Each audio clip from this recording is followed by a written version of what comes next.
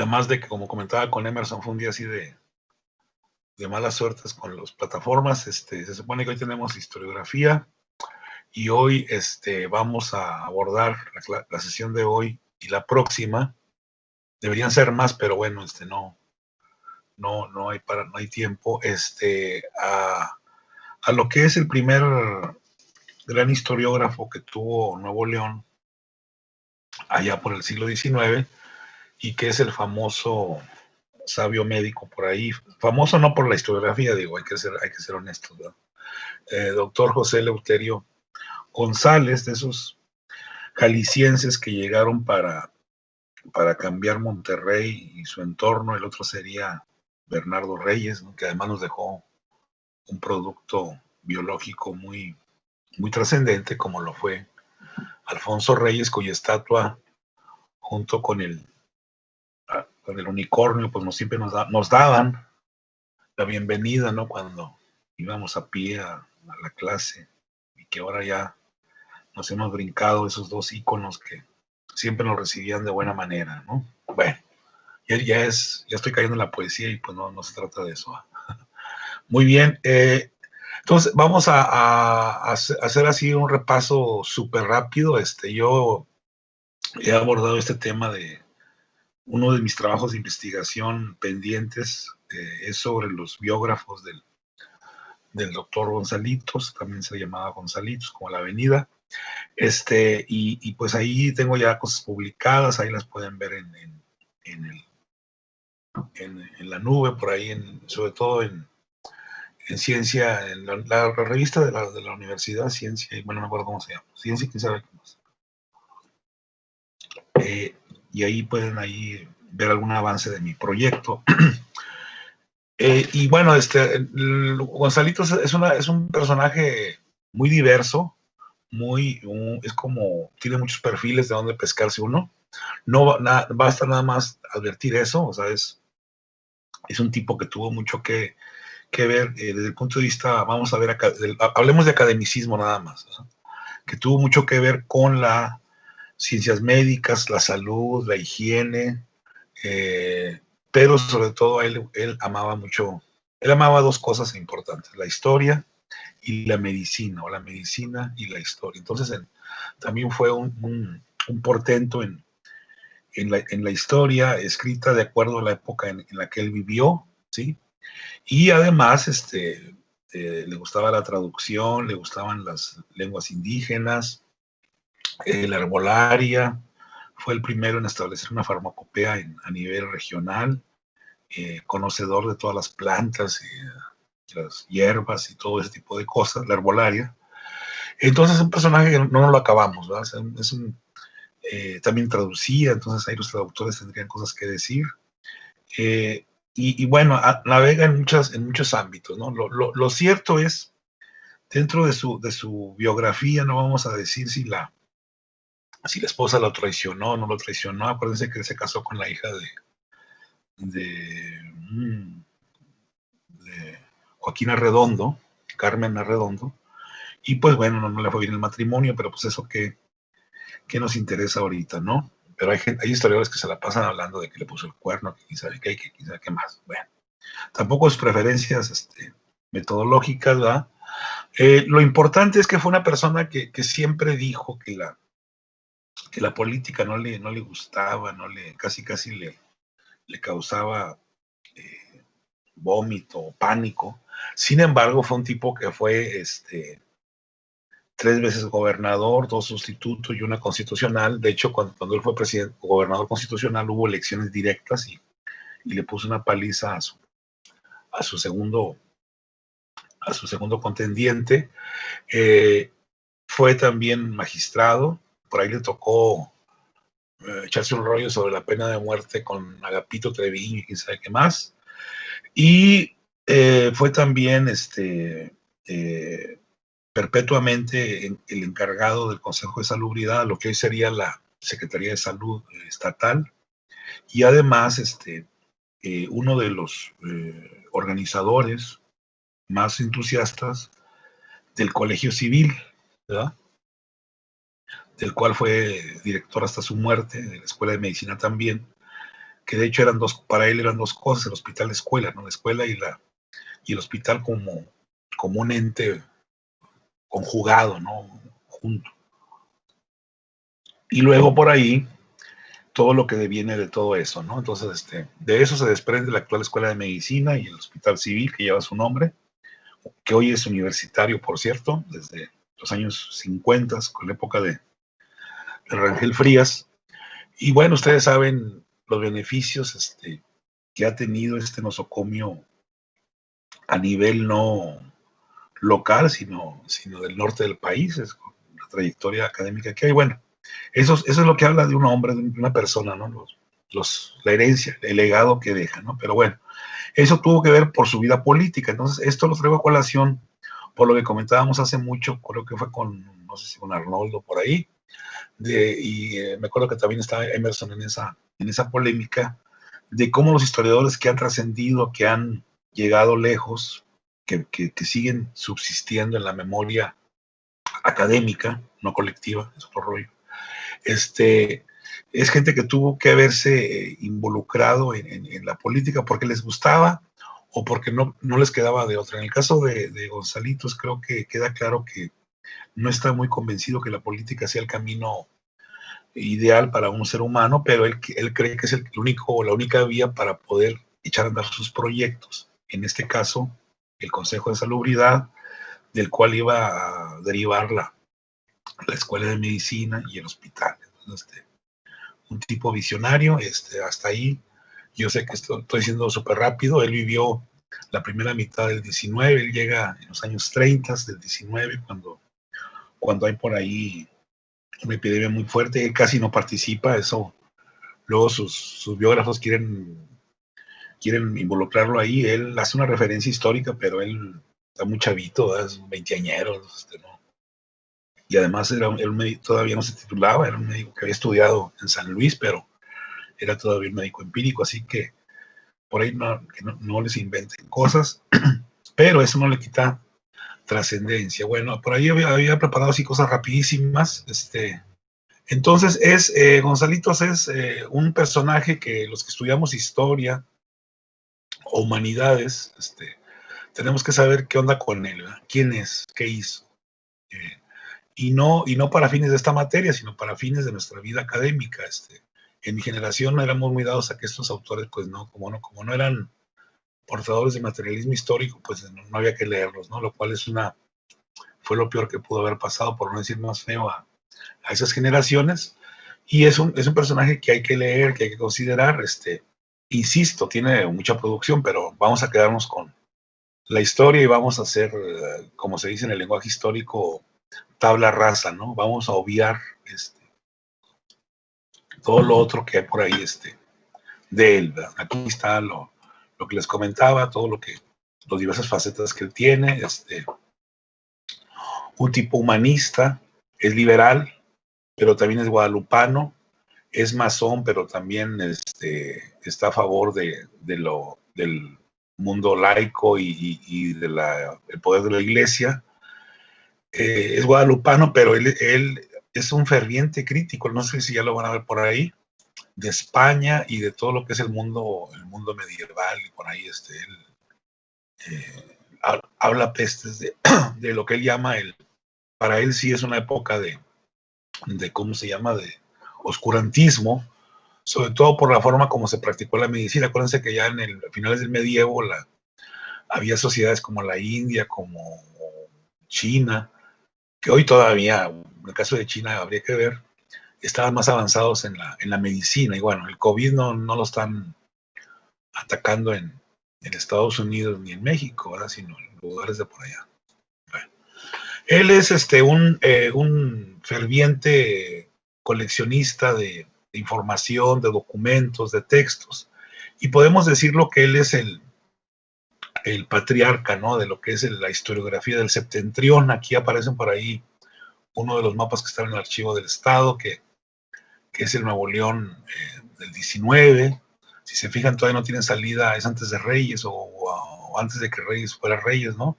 Todavía no tiene Colombia la salida hacia Estados Unidos. Acuérdense que por separatistas y por mala onda nos encerraron así con la trompita de Tamaulipas, ¿no? Esto sería ya lo que hemos estado hablando con los Borbones por ahí, las provincias internas, que él en el capítulo anterior del que les asigné, habla de las reformas borbónicas aplicadas a Nuevo León, y interesante lo que saca por ahí a colación, ¿no?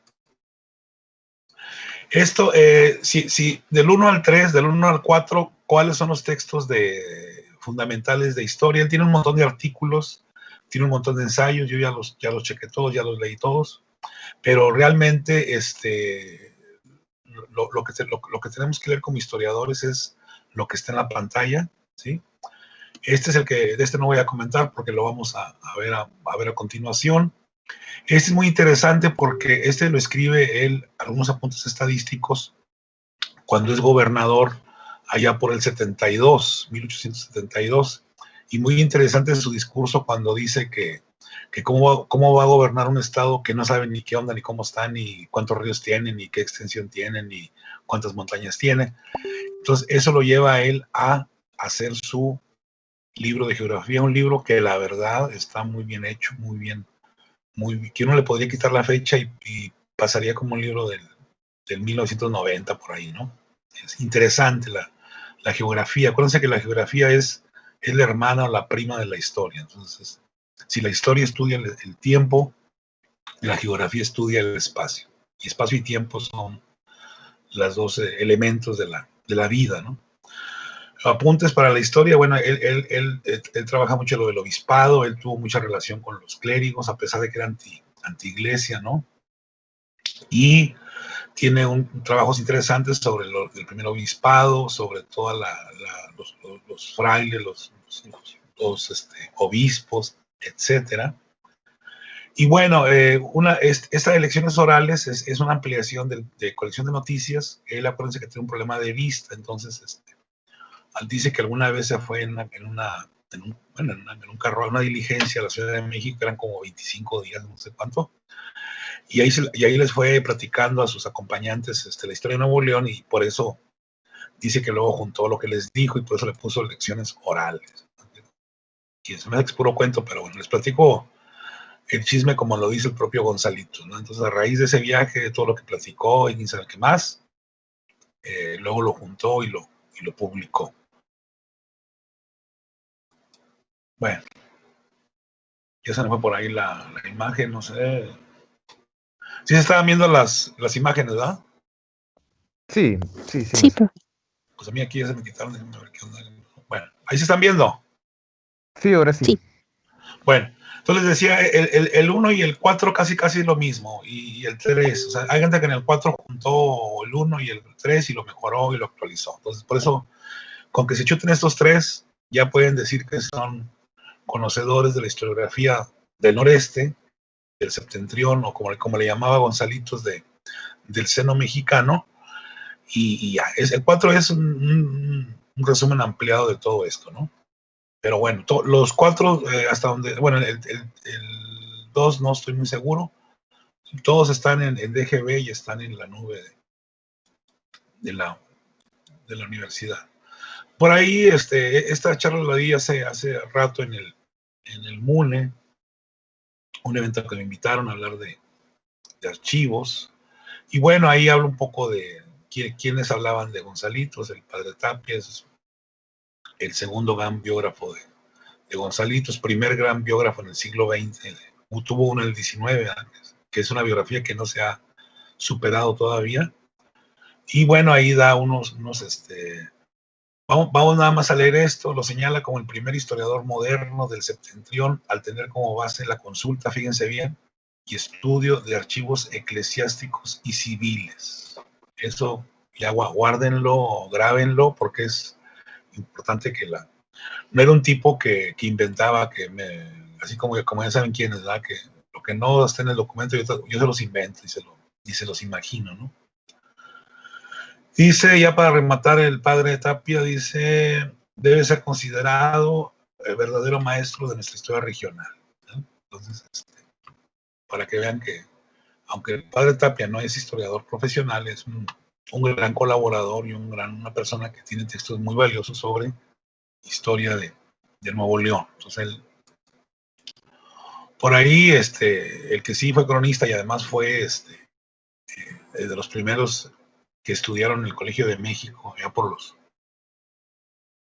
50s, el maestro Israel Cavazos, recientemente fallecido, bueno, hace algunos meses fallecido. Él dice que no fue el primero, dice, hubo uno antes, Manuel García Rejón, pero él nada más coleccionó documentos. Por ahí, no sé si han visto por ahí facsimilares de lo que es la Fundación de Monterrey, Calderete y Montemorelos. Esos se editaron en la época de Vidaurri, al final de Vidaurri, 1861-63.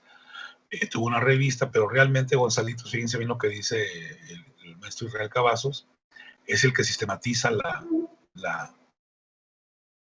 el que sistematiza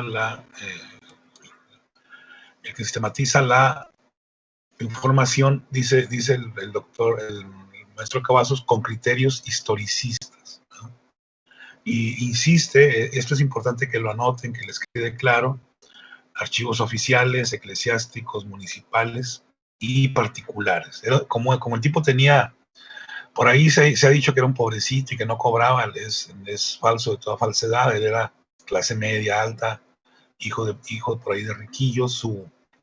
Su cuñado fue el primer ministro de Hacienda del gobierno de Iturbide, si mal no recuerdo, y no era un pobretón, ¿verdad? Un desarrapado, como se dice. Entonces tenía muchos conocidos, mucha de la élite de entonces y la de la... A él le tocó la época de Reyes todavía vivir. Él muere en el 88. ¿Qué les iba a decir? Entonces él conocía mucha gente, igual conocía también líderes o caciques indígenas, ¿no? Él, y como hablaba lenguas, hablaba el náhuatl y otros más, él tenía también, o sea, a lo que voy es, él también hizo historia oral, vamos, o sea, no se quedó con qué dice el documento, sino que también le gustaba la historia oral. Le entrevistó a muchas, sobre todo para su libro de herbolaria, platica con muchos indígenas, ¿no? La paleografía era una de sus pasiones, entonces eso le permitió descifrar, traducir muchos documentos coloniales, copiarlos como era la costumbre, ¿verdad? Y cómo se llama, y darles un sentido histórico. Yo creo que aquí ya vamos avanzando. Por ahí un colega Ávila que nos dice que vale la pena destacar, está en tus soportes de clase. Bueno, vamos a brincarnos al maestro. Este autor, que es muy joven, y que por ahí vamos a leer para la clase de mañana, es de los primeros en escribir de manera actualizada sobre el doctor Gonzalitos. Y él ahí da una interpretación de acuerdo a la nueva historiografía, ¿no? Que lo que comenzamos a ver en el caso de Lucas Alamán, pero sobre todo de Carlos María de Bustamante.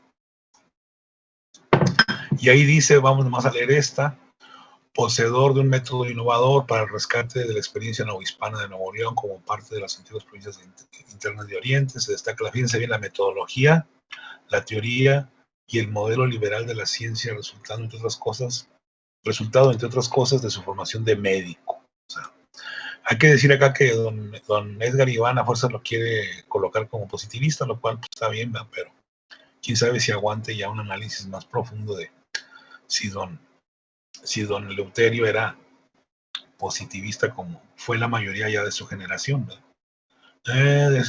Dice, en la versión de la historia propuesta por el doctor González es posible apreciar, fíjense bien, la convergencia de disciplinas como la geografía, la cronología y la estadística en sus investigaciones acerca del pasado regional.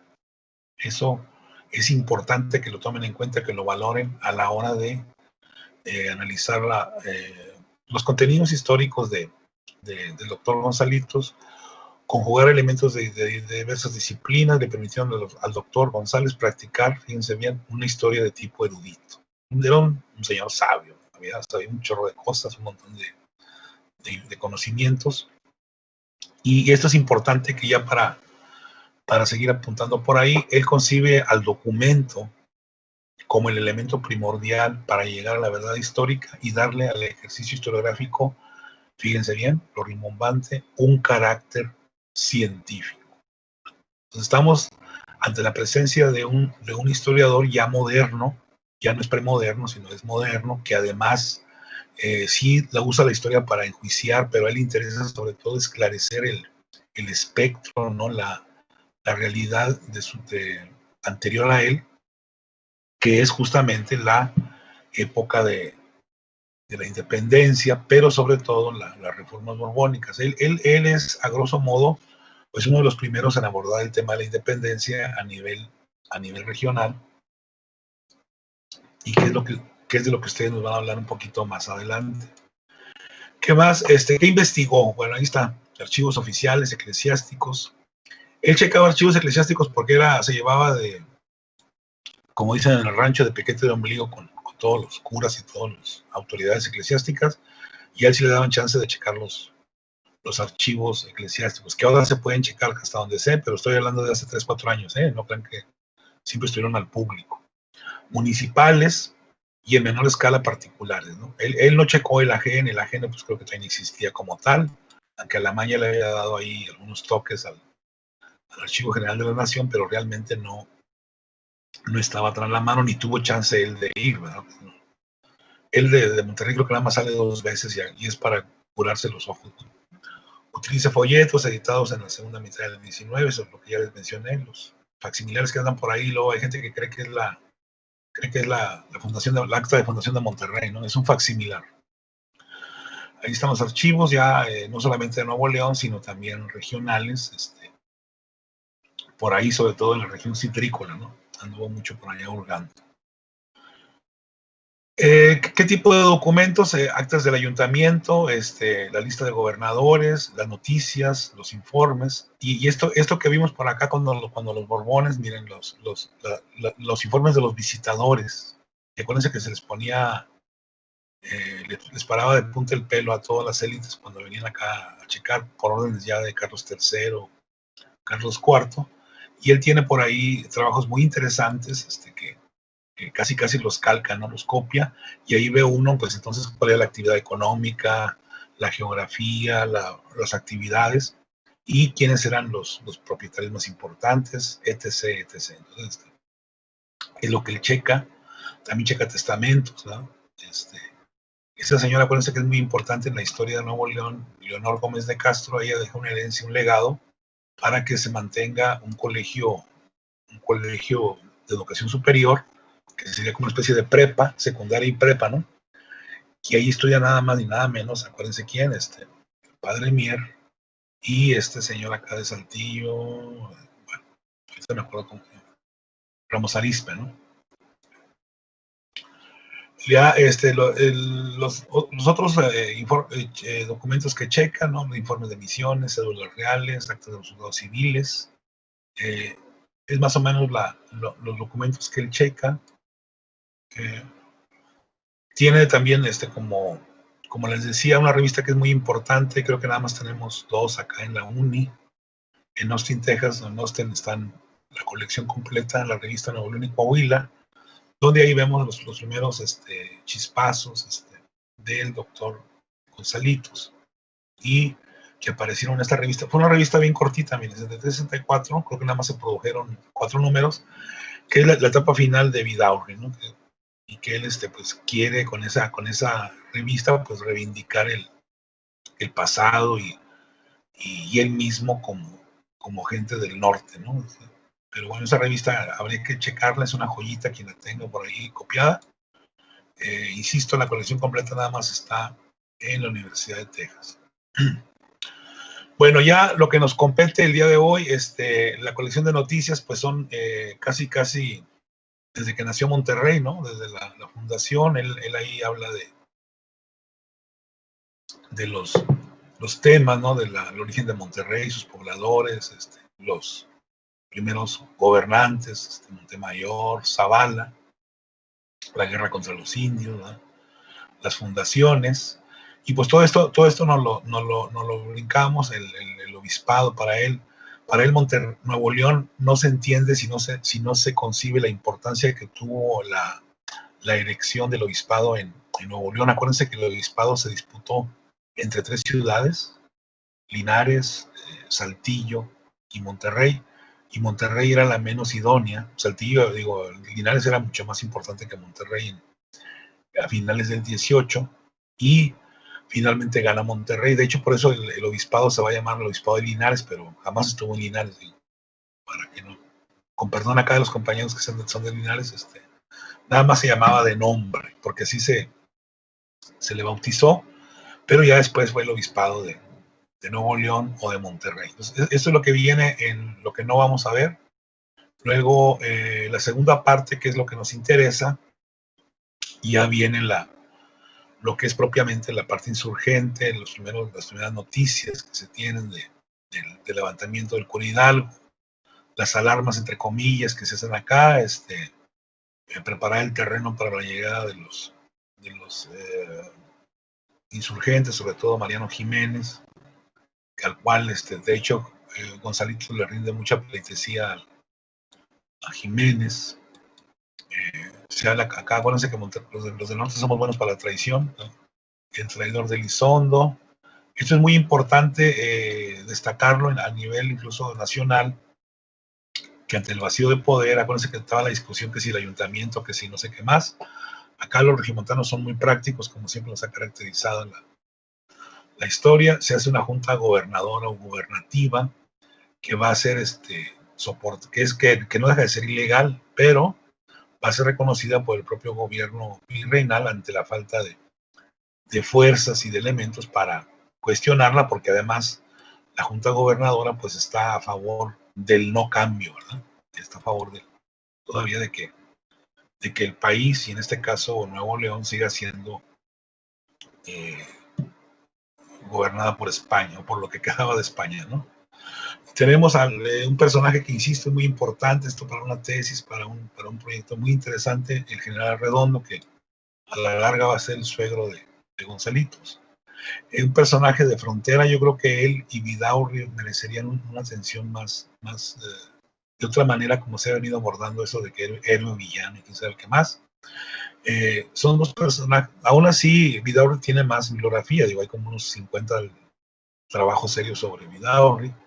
De Redondo creo que no llega ni a 3. Entonces, un tipo que hizo campañas acá en el 13. Yo creo que, si me preguntan, fue el primero en defender la soberanía en contra de los gringos. Él sí tuvo victorias en Texas, por allá se la partió a los que se quisieron levantar. Claro, estamos hablando de antes de que llegara la arremetida de Taylor y todos los demás, pero en su momento él sí fue un hombre fuerte, un tipo español, general.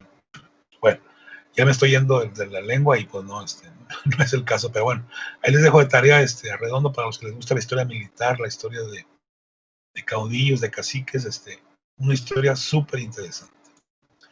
Bueno, ya el libro de estadística que les comentaba, pues ahí está nada más la portada. Casi todos los libros los tenemos nosotros de manera digital o impresa en el archivo histórico de medicina, así cuando gusten, ya cuando el medio nos lo permita. Historia eclesiástica, ya les comenté también por ahí, un libro interesante. Los apuntes.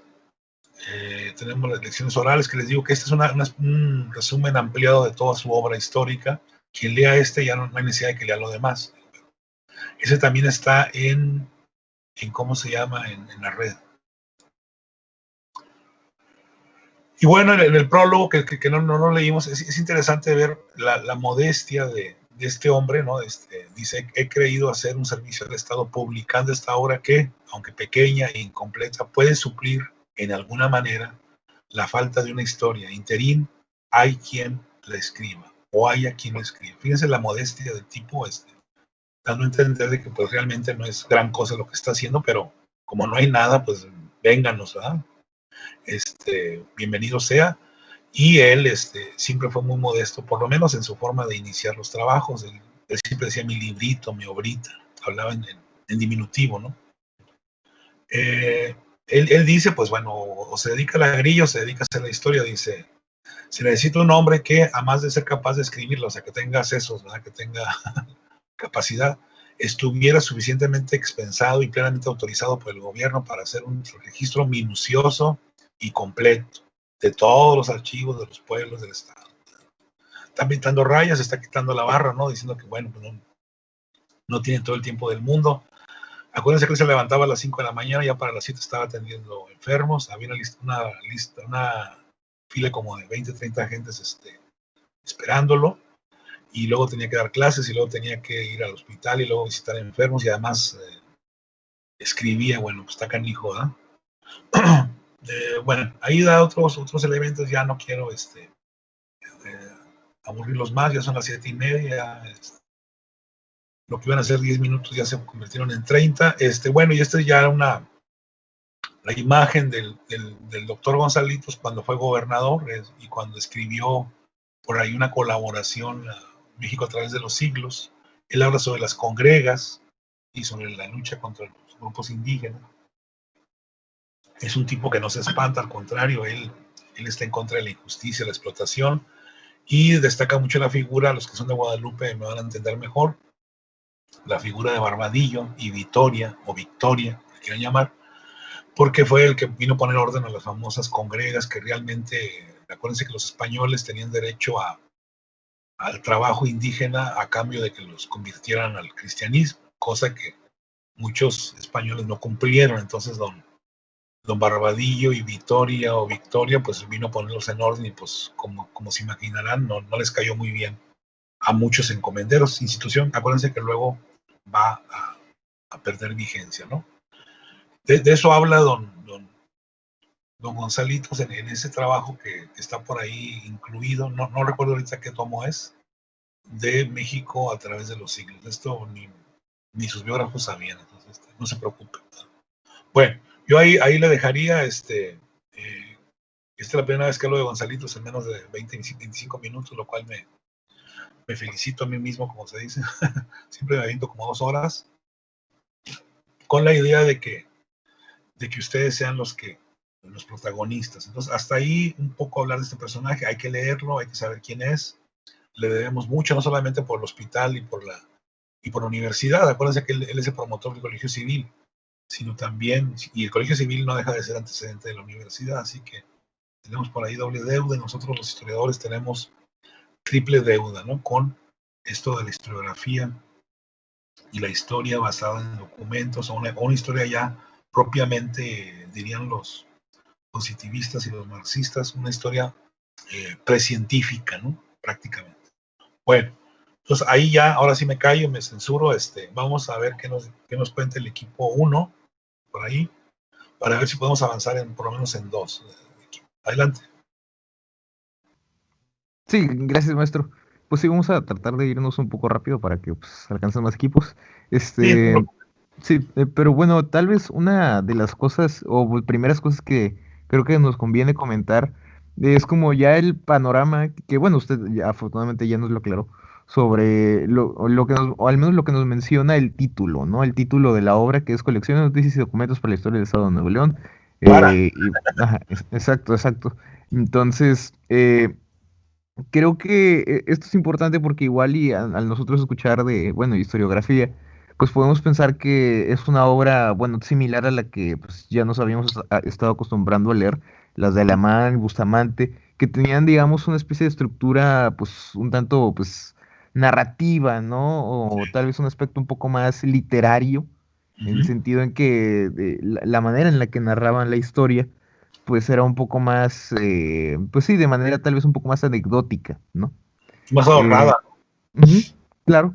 Entonces, yo creo que una de las primeras diferencias o ya cambios que podemos ver con Gonzalitos Sí. es, bueno, para empezar, además de esa estructura, el uso de las fuentes, ¿no? Yo creo que Gonzalitos, pues a diferencia de Bustamante o bueno, Alamán incluso a veces también, o Fray Servando también, bueno, no sé, Fray Servando a veces sí metía referencias, pero el punto es que estos autores, pues como ya hemos mencionado, a veces vivían por sí mismos ciertas de esas experiencias y se limitaban a narrarlas y Claro. no a colocar, bueno, de dónde provenía esa información. Afortunadamente, vemos que Gonzalitos, pues sí es muy, deja muy en claro siempre que de dónde está sacando de lo que está diciendo, que no se lo está inventando nada más porque sí. Entonces, yo creo que ya, como usted mencionaba, ya podemos ver que ese al menos es uno de los primeros aspectos que podemos identificar pues en un historiador más moderno, ¿no? Oye, ¿sabe qué? Eh, Ahorita tocó, disculpe, me tocó un tema sí. súper importante y Ujú. que pues se me pasó porque acuérdense que en media hora dije lo que digo en 3 horas. Sí, sí, sí. Este, el tema de la temporalidad, qué bueno que lo tocó porque eso ya me quita la barra y ya no tocó el tema ni ahora ni mañana, ni pasado mañana. Él justamente se le achaca su positivismo, entre otras cosas, porque él considera que el historiador no debe narrar lo que lo apasiona y lo que vive. Él como que piensa que hay que dejarle tiempo a la historia, que pase, que transcurran los años, para ya ver de manera más fría el acontecimiento. Chequen por ahí, no me hagan caso, la temporalidad de su libro y van a ver que él llega prácticamente lo que van a llamar ellos el inicio de la anarquía, Iturbide, por ahí, porque él dice que eso se lo deja a las nuevas generaciones, que él realmente nada más, él no me está contando el pasado, o sea, lo que él no vivió, fíjese. Qué bueno que tocó ese tema, la verdad, lo felicito, porque él sí, para él, el historiador no debe narrar los hechos que está viviendo, sino que hay que hablar de los muertos y que ya pase el tiempo, que eso es muy propio de algunas corrientes positivistas. Ahorita no me acuerdo nombres, pero entre la historia me acuerdo que lo vimos, muy dados a contar lo que realmente ya pasó, no lo que está pasando, mucho menos lo que me está pasando, ¿no? Qué buen elemento por ahí, Emerson. Entonces ya ahí le dejamos con eso, ¿no? Adelante. Sí, sí, es cierto, creo que es un aspecto pues muy importante, ¿no? Porque pues es como menciono, pues ya de acuerdo a lo que habíamos estado leyendo, pues ya se nota esa clara distinción, ¿no? Entre que, bueno, Bustamante, Alamán, Servando, pues vivían esos sucesos y acá eh, Gonzalitos pues ya lo está viendo desde una perspectiva ya muy distinta, ¿no? Claro, Entonces, y bueno, ya sobre los capítulos, pues podemos ver que al menos esta primera parte sobre la insurgencia y el impacto de la insurgencia pues en el norte, ¿no? Entonces, en los primeros capítulos, bueno, perdón, en el capítulo 2 pues nos comenta sobre qué también fue recibida aquí por esta zona, ¿no? Nos da ahí también, como menciono, referencias a documentos. Los principales archivos que vemos que Gonzalitos utiliza, al menos en esta sección, porque como usted mencionó, pues no utiliza solamente una tipología de documentos, es, bueno, principalmente cartas, ¿no? claro, Cartas que va recopilando y en las que, bueno, mediante estas nos menciona la perspectiva que se tuvo cuando inició la surgencia en aquel entonces, la perspectiva que se tuvo en esta región.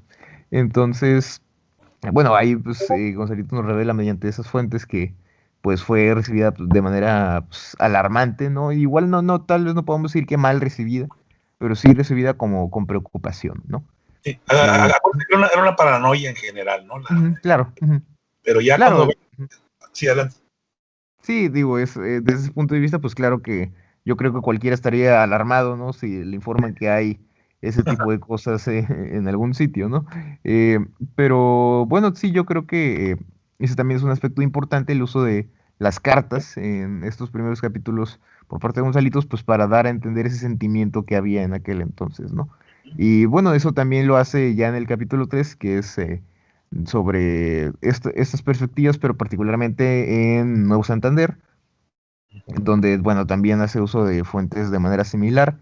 Y como comentamos, pues es una estructura en la que Gonzalitos, si bien, como mencionamos, pues utiliza mayormente las fuentes para generar su obra, pues yo creo que tampoco sería justo decir que únicamente se limita a presentar las fuentes y ya, ¿no? No, no, no. Entonces, claramente, pues les da una continuidad, como precisamente se menciona en el título, ¿no? Que la idea es que tenga, pues, una relación seguida.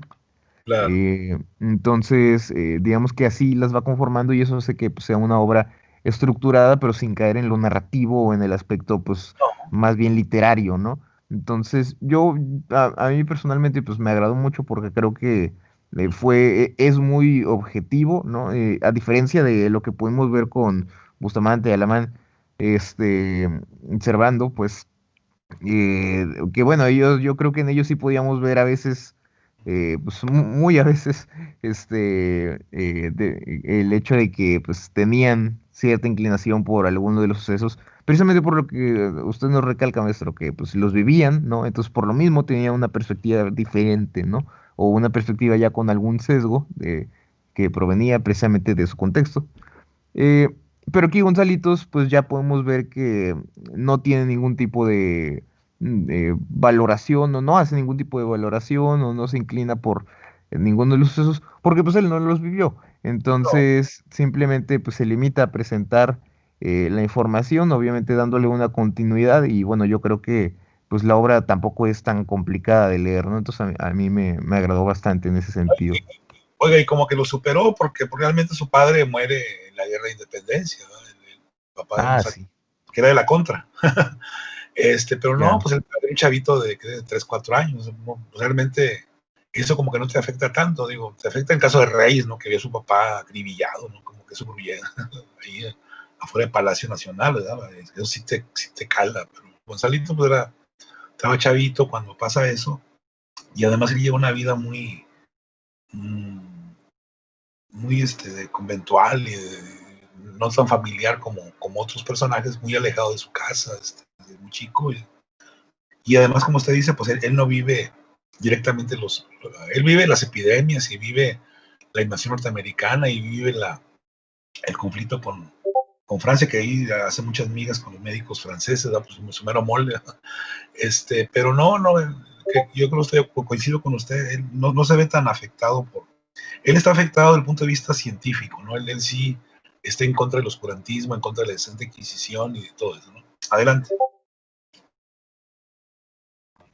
Y pues bueno, sí, yo no sé si Lucero quiere comentarnos algo así. Parece que estamos tratando de contactar a Galván, pero al parecer tuvo problemas otra Sí, vez con el internet, no nos contestó, Bueno, entonces, vamos con Lucero y ya luego dejamos pendiente al compañero. claro. Adelante, Lucero. Gracias, Emerson. Gracias, maestro. mm, ¿sí me escuchó? Adelante. Gracias.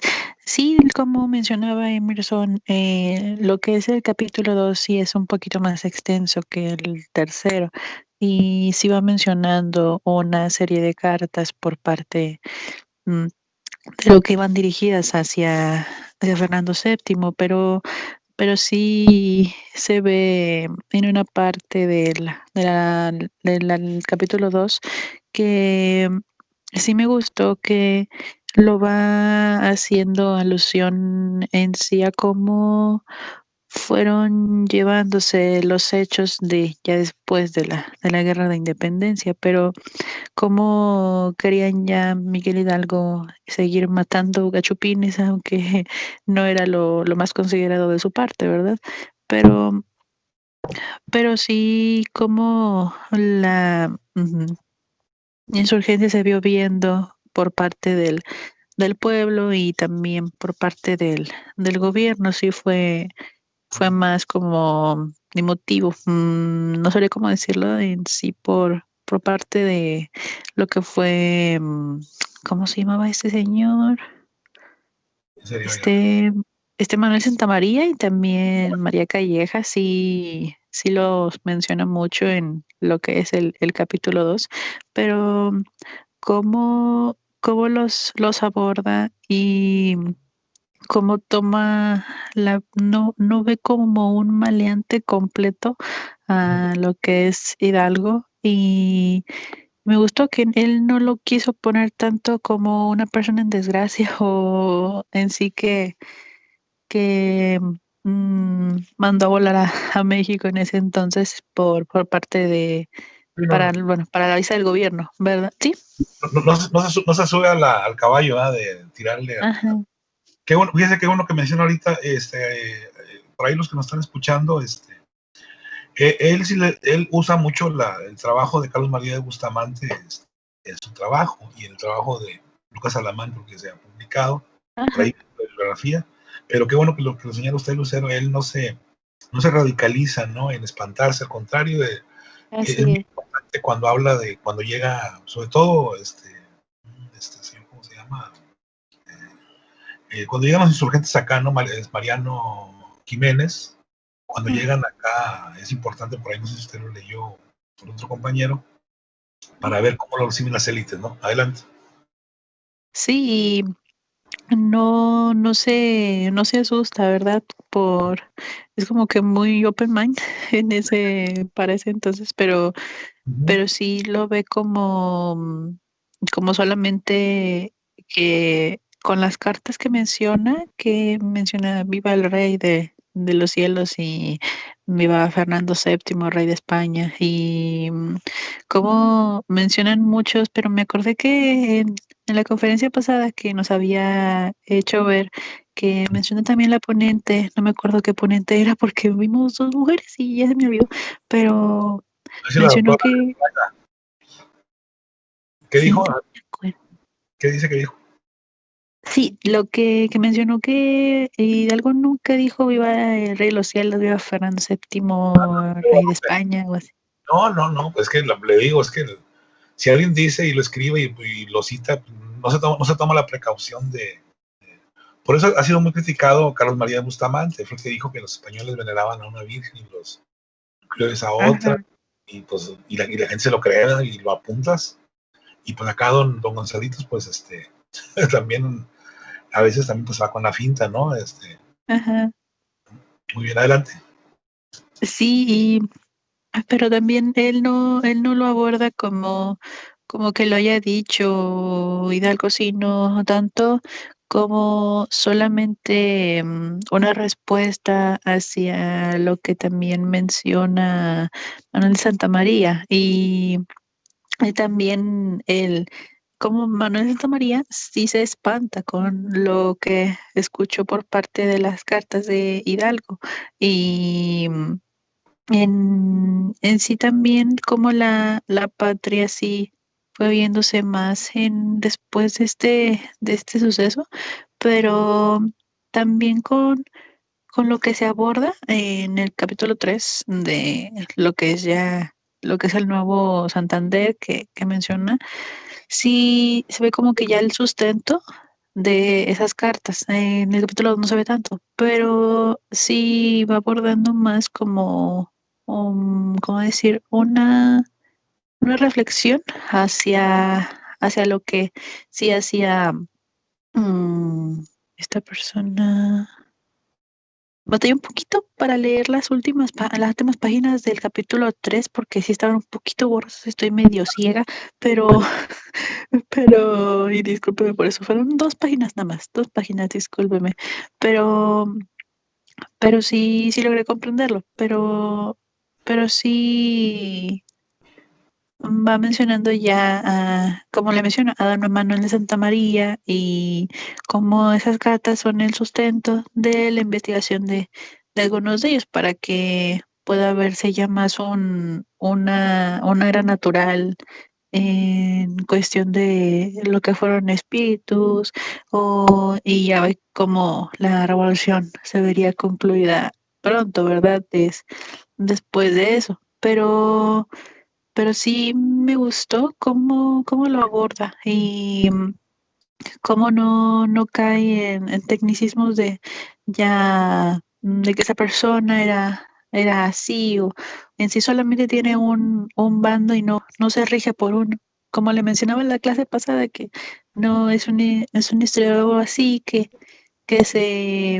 no cae tanto en lo anecdótico, ya después, pero al principio sí, pero ya después va abordando más a la cuestión de lo que fue el suceso del proceso de independencia y todo lo demás. Sí, no es tan barroco como Ajá, nuestro mexicano, ¿verdad? Él va evolucionando como escritor. Esto realmente es lo que yo, por ejemplo, sus ensayos son muy interesantes. Tiene un trabajo de higiene que, si le quitamos la fecha, parecería que es de 2020, a ese nivel. sí, Pero este es el Gonzalito más parco, más tranquilón, como usted lo dice. Él sí tenía fobias. Una de sus fobias es anticlerical y es antimonárquico. O sea, es un tipo, ahí sí es muy radical, pero todos sus cuates son de la iglesia. O sea, ahí sí como que hay una contradicción que no es necesariamente una contradicción. Una cosa son las amistades y otra cosa son las preferencias políticas e ideológicas. Es muy, muy interesante eso que dices. Es cierto, si uno lee, por ejemplo, lo que publica él más adelante, pues sí es un tipo que escribe ya con mucha, sabe a quién va dirigido y a quién va a denunciar, o sea, se ve más malévolo, más maquiavélico, pero bueno, eso no. Hizo seminarios sobre Gonzalito, vamos a verlo rapidísimo. Y sí, lo otro punto que menciona, sí, los detalles que da no son tan exagerados como otros historiadores. Él es más frío, más Más burdo. sí, que los demás. Muy bien. ¿Algo más, Lucero, por Sí. ahí? Bueno, sí me gustaría ver más sobre su biografía, como estaba mencionando ahorita, pero sí, sí, sí, los próximos capítulos también voy a leerlos porque sí me llama mucho la atención. Pero sí, Por ahí van, también hace un comentario, ¿no? En la lectura que les anexamos, ahí hace un comentario. Y hay un montón de cosas publicadas. La mayoría, el 90% de lo que se publica de Gonzalitos es lo mismo que dijo alguien. Su biógrafo más importante, el licenciado Hermenegildo Dávila, que fue alumno del Colegio Civil, es licenciado, pero acuérdense que Gonzalitos también daba clase en la prepa, ¿no? En la secundaria. El Colegio Civil era secundaria y prepa juntos. Realmente no abonan mucho, y más todo lo que se inventa, ¿no? Que no cobraba, que era de Binlit. Para mucha gente Gonzalitos es un santo. No sé, yo sé que a lo mejor no me la creen, pero vayan al Mercado Juárez cuando haya chance y van a ver que ahí consiguen la veladora de San Gonzalitos. ¿en serio? Sí. Esa veladora la gente lo compra pues para que está enferma, ¿no? Y que le reza.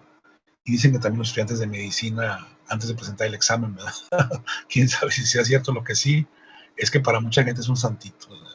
Vayan cualquier día al Mercado Juárez y pidan la veladora de San Gonzalitos y van a ver que está bien bonita. ¿Sí? Yo tengo una en el museo. Otra prueba de que México nunca dejó por completo el politeísmo. Sí, no. Y porque era un tipo muy bondadoso, un tipo muy, no dudo que tenga por ahí sus detalles, ahí luego se los platico, pero en general era un tipo muy humanista, muy humano, un tipo que no cobraba a la gente que no tenía, a los que sí tenían sí les cobraba. Entonces, pero le han inventado pues, un montón de, es un mito para mucha gente, ¿no? Y además pues por el hospital y por todo lo que significó, pues la gente lo ve como un santo. Y además eso agrega una vida casi conventual y que la mujer lo traicionó y pobrecito y qué sabe qué más. Pues no, es casi un santo. Le falta un gramo para levitar, ¿no? Pero Sí, bueno, ya. sí, he escuchado que sí lo veneraban mucho. Cuando presenté en medicina, sí, me encomendé a él también un poquito, estaba medio loca, pero sí, Nada más, sí le llegué. que aguas, él por leer mucho se quedó ciego, ¿eh? Las cataratas lo traicionaron y fue el único problema que tuvo. Aparte un problema de hígado, que es por lo que muere. También tuvo problemas de ojos. Uno lo operaron y lo dejaron mal y otro lo operaron y lo dejaron bien. Entonces, aguas ahí con Gonzalito, no nos vaya a contagiar porque leía mucho el tipo, lo que se la pasaba. Dicen que caminaba, iba por la calle y iba leyendo. Se sabía de memoria las calles, ¿no? Por eso no pasaba. Ya estoy cayendo en la biografía y pues no, eso no está bien. Cualquier día, un sábado, por ahí nos vemos y les platico toda la chismografía gonzaliana. ¿Algo más, Lucero, para escuchar por ahí a los demás?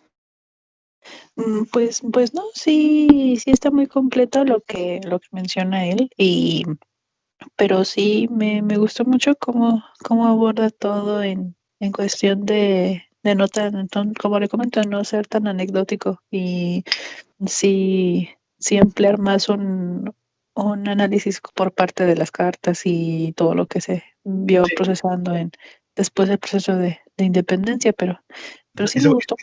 Y sobre todo porque utiliza archivos locales, ¿no? Que eso es lo primero. Sí.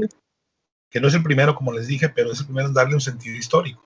¿no? Decir, ahí está el documento, chéquenlo, ¿no? A ver qué le saca, ¿no? Él lo sistematiza y le da un sentido, y le da una ubicación, y le da una configuración, ¿no? Como lo dijeron ustedes y Emerson. Muy bien. Pues falta que platiquemos por ahí qué onda con la independencia acá, que ahí vaya saliendo, salió Santa María. Él le pone casa ¿cómo se llama? A este señor, ahí se me va el nombre, Jiménez, Mariano Jiménez. Por ahí vamos a platicar más adelante a ver quién le tocó eso, ¿no? Muy bien, entonces hasta ahí sería el equipo 1, ¿verdad? Sí, es que Galva no contesta y puede que no tenga internet porque sí batalla mucho ella. Bueno, entonces vamos a poner acá que quedó.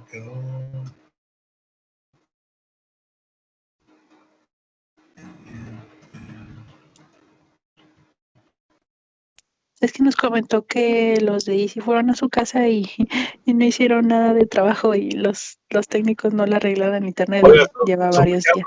Yo tengo el Easy y en el caso mío el poste está sobresaturado. Y por eso a veces sí, también. Entonces, el mío también. Y según eso que era una chulada y pues no. Bueno, muy bien, vamos, nos quedan por ahí unos minutitos para escuchar al equipo al equipo 2, son tan amables, gracias, Lucero, Emerson. Vamos a escuchar al equipo 2 por ahí, si son tan amables. ¿Se me escucha? Sí, se oye. Muy bien.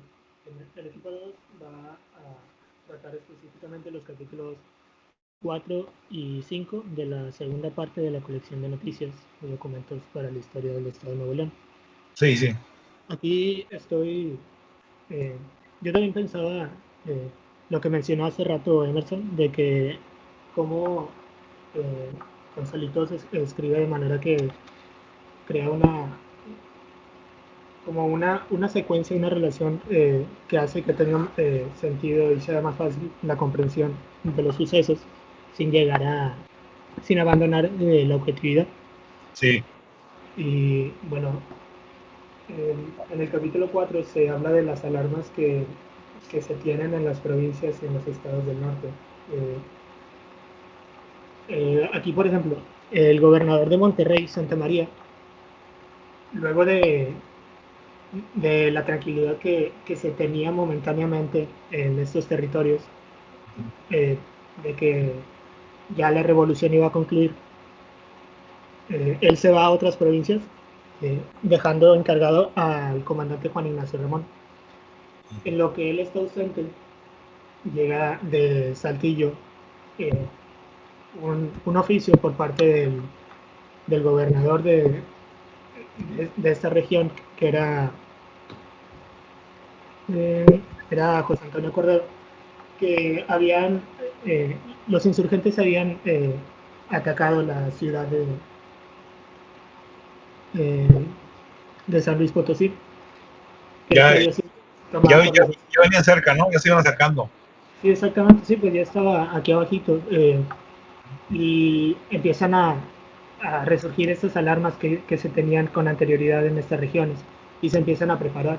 Aquí en el Nuevo León, en Monterrey, pues no está el gobernador, así que Juan Ignacio Ramón pide que se le notifique esto lo más rápido posible, mientras que él empieza a preparar las provincias en lo que él se toma ciertas libertades para preparar la región, porque sienten que ya no tienen tiempo, y aquí los europeos que viven en estas zonas empiezan pues a tener miedo, sobre todo porque se dice que los insurgentes van pasando y se quedan con con las cosas, con el dinero, con las propiedades de estas personas. Oiga, deje usted eso, los masacraban, ¿no? Tenían esa famita ya. Sí, exacto. Me llama la atención esto, que antes que vayan en algunos casos o en algunos de las noticias que se van pasando de provincia a provincia, antes que hablar de su vida están hablando de que, bueno, hablan como que en conjunto. Sí. No sé, de que los europeos se fueron a la parte de Saltillo porque allá había más europeos, ahí estaba cierta parte del ejército y para llevarse sus pertenencias, porque no las querían perder.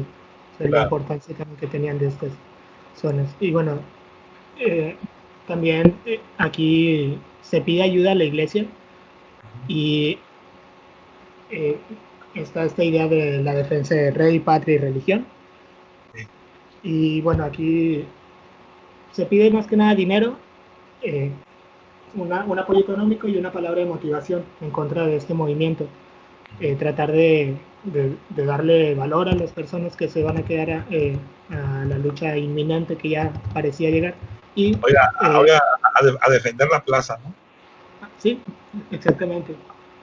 Y también pues a explicar que el movimiento insurgente es lo peor que puede haber, ya que, bueno, como voy a mencionar más adelante, había ciertas provincias que debido a su situación económica y demás, eran más propensos a unirse a este movimiento insurgente. Claro. Aquí llama la atención, usted ya lo mencionó ahorita, cómo José Lutario era anticlerical. Aquí cómo critica la ayuda que la iglesia propone, que la iglesia brinda pues a esta región. Se cuestiona, dice, no deja de ser curioso ver a los teólogos aconsejar que se resista a los insurgentes, sí, pero a pedradas. O sea, hay que defendernos como se puede. Pero por sobre todo hay que defender el dinero hasta donde era posible.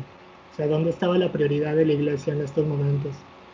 Se entiende que pues era claramente en ellos mismos, al igual que como mencionaba hace rato, la importancia de conservar los recursos de los europeos. Bueno, la iglesia está igual o peor. Aquí igual sí recomienda que los subdelegados tanto de Cadereyta, Pesquería, Salinas Victorias, que todos estos estén listos en caso de ser necesario, pero que no se los traigan de una vez para que sigan cumpliendo sus funciones en sus trabajos de campo y demás, que se siguieran pues generando ingresos y no entrar en una crisis antes de tiempo. Mira, aquí, Eric, es muy importante que nos quede claro que ya digo, vamos a hablar de historia, no de historiografía, porque eso nos sirve para otra materia. Ya para este momento ya los insurgentes no llegaban y avasallaban un pueblo, sino que primero había la correspondencia, había las solicitudes de que entregaran las armas, de que dejaran de ser leales a la corona, y si ellos decían que sí, pues no pasaba nada. Acuérdense que el mismo Riaño Hidalgo le solicita eso, y él dice que pues que no, que ni muertos, y pues bueno, así pasó, ¿no? Entonces acá, en el caso va a comenzar las carteadas de Juan Ignacio Ramón con los insurgentes, y ahí es donde vamos a ver pues, lo que pasó, ¿no? Aquí parece que nos espera una gran batalla y un chorro de muertes, ¿no? Adelante, Eric. Sí, y bueno, los acontecimientos que suceden en San Luis se van pasando de provincia a provincia. Primero pasan a Coahuila y son los de Coahuila los que informan a Nuevo León. Y bueno, aquí José María Plaza alcanza a escapar de la ciudad de San Luis y es quien menciona que había insurgentes que habían ganado Real de 14, Cedral, Matehuala, o sea, ya en la parte, pues se podría decir que norte de San Luis. Lo más rico, ¿no?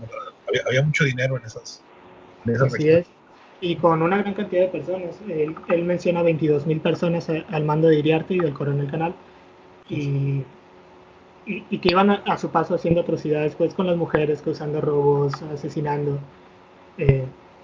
Y que, bueno, posteriormente entrarían a Saltillo. Oiga, acá teníamos 6,000 habitantes, imagínense. Sí, exactamente, y no estábamos armados, y no estaban preparados militarmente, y sí, o sea, se venía algo feo. Así que era natural que los europeos tuvieran miedo y empezaran a buscar en dónde resguardarse. Unos cuantos, sin embargo, sí buscaron quedarse y defender los intereses particulares en estas zonas que le mencionaba, ya que también había se menciona que defendían 7 cañones montados con las municiones, porque pues esto era muy importante para ellos cuidarlo, así casi con su vida. Eh, a mí me llama la atención, digo, sí eh, sería pues eh, no sé, de gran apoyo, por así decirlo, al movimiento insurgente contar entre sus líneas con 7 cañones, pero no sé, yo... La ciudad para no hacernos bolas era lo que sería Constitución, Ignacio Ramón, Félix U. Gómez y más o menos Venustiano Carranza. Esa era la ciudad. Sí, sí, sí. Adelante.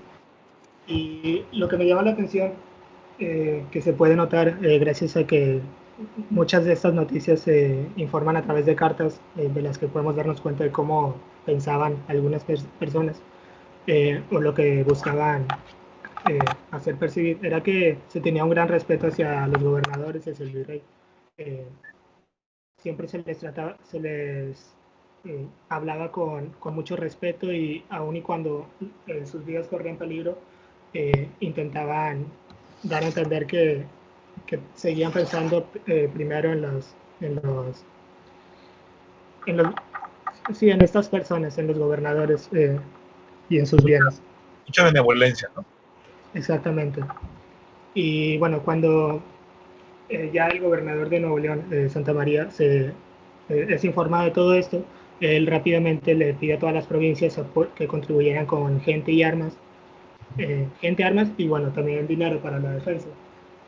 Y aquí llama la atención que Linares es quien manda una carta, pero en realidad esta situación que comenta Linares es similar en casi todas las provincias, y era que no se encontraban en situación de poder ayudar. Ellos dicen, es que no tenemos ni hombres ni armas para apoyar, y en lugar de ser nosotros los que decidimos, quisiéramos nosotros recibir ayuda, ya que para empezar estamos nosotros en la frontera, o sea, seríamos los primeros en ser atacados.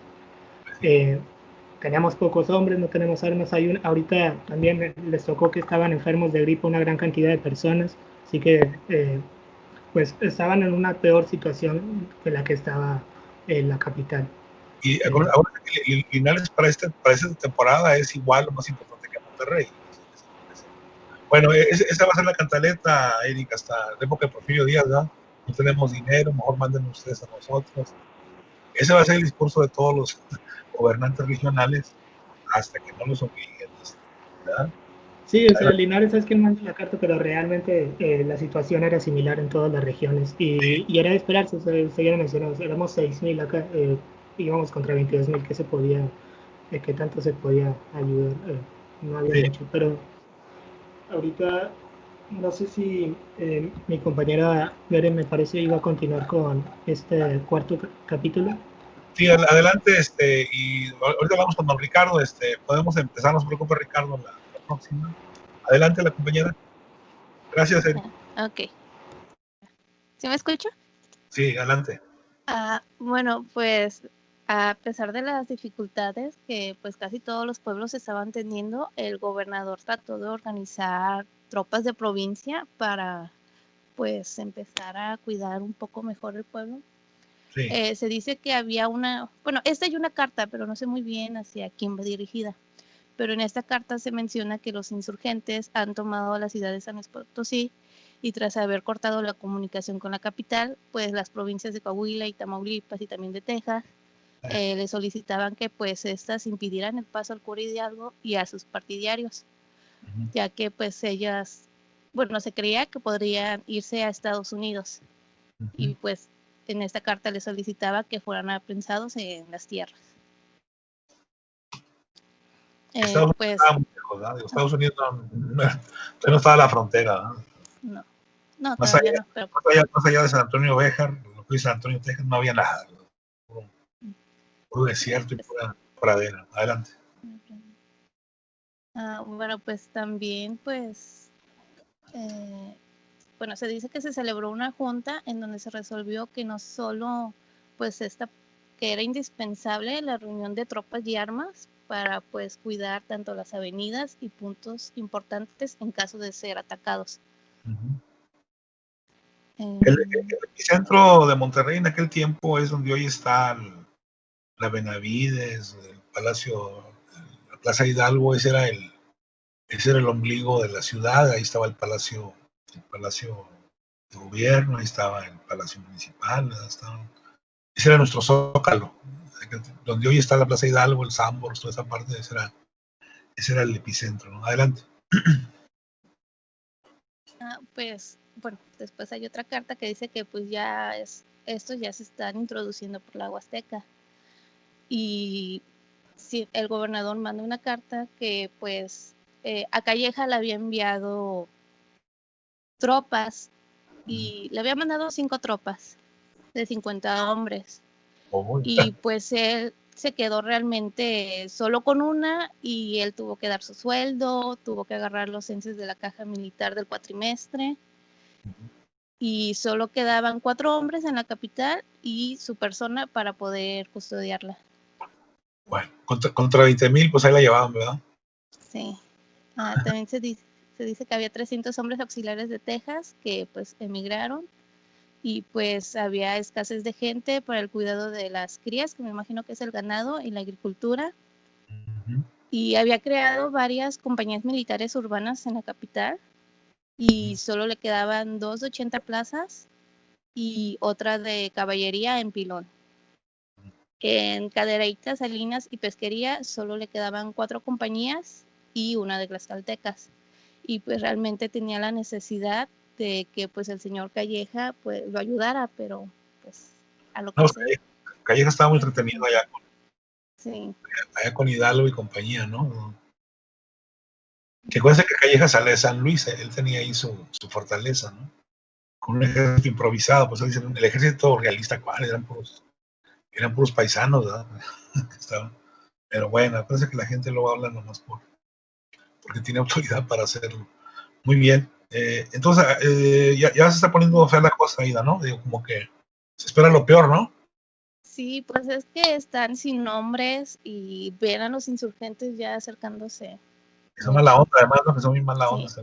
Pues además tampoco tenían armas y trataban de recolectar o donar, pero no creo que fueran donadas, siento que las recolectaban, pero pues realmente no era suficiente. Muy bien. Y luego Calleja les había quitado buena parte del ejército, ¿no? De las tropas, sí. No le digo, pues pinta muy fea la cosa, ¿no? Sí. Bueno, muy bien. ¿Le tocó algo más, Aida? No, así termina la carta 4 bueno. Y ya a mi compañero Elías le toca la 5. Bueno, don Elías, ahí le pedimos, arrancamos la próxima con usted y a ver qué nos dice por ahí Ricardo. Para ver, ya ahora sí que nos vamos a sacar picados, qué onda con Monterrey, la van a masacrar, la van a hacer añicos como los gringos en el 46, o a lo mejor se van a portar buena onda y nos van a perdonar la vida. Bueno, vamos a dejarle así como novela de los años 50, 60, a ver qué va a pasar, ¿no? Un poco parodiando a propósito de Nuevo León y el Guajuco, en la leyenda el ojo de vidrio, ¿no? Que siempre se queda el programa en que ya lo van a matar a Porfirio Cadena y pues, al último no lo matan, ¿no? Entonces nos quedamos, Aida, gracias, en que ya van a llegar las tropas insurgentes y nos van a hacer añicos al Valle del Pilón, a Linares y Monterrey, ¿verdad? Ahí nos quedamos. ¿Está bien? Ok, Elías, entonces vamos a verlo. Marino Jiménez, que es uno de los... el doctor Gonzalitos es fan de Marino Jiménez, le dedica por ahí después, más adelante, un ensayo muy interesante sobre este personaje, que no viene ya ahí en esta obra, ¿no? Bueno, pues ahí le dejamos, la verdad está muy interesante la plática, pero pues hay que retirarnos. Yo tengo un día muy pesado, ya me estuve 15 minutos de más, pero bueno, valió la pena. Entonces, comenzamos con el equipo 2, terminamos, vemos lo de Jiménez y vemos lo de la masacre que van a hacer las fuerzas insurgentes en el otrora nuevo Reino de León y la ciudad metropolitana de Nuestra Señora de Monterrey. Ahí nos quedamos, ahí le cortamos. Gracias por su asistencia, su atención, y seguimos ya la última clase que viene por ahí. Gracias por su atención, cuídense mucho. Tenga buen día, profe. Hasta luego. Gracias, maestro. Que tenga